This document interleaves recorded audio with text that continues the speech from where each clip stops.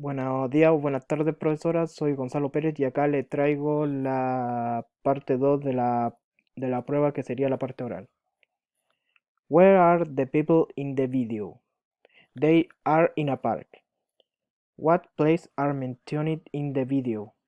The bank, the parking lot, the hospital, the restaurant, the pharmacy, the bank, the park, and the school.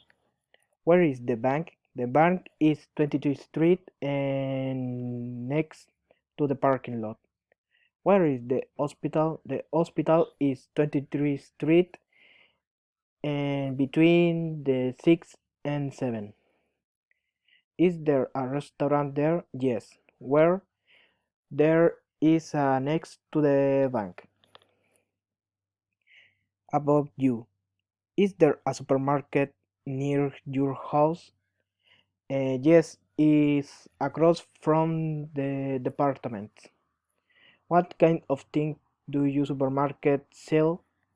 They sell everything but not vegetables. And and what do you usually buy in your favorite supermarket and why?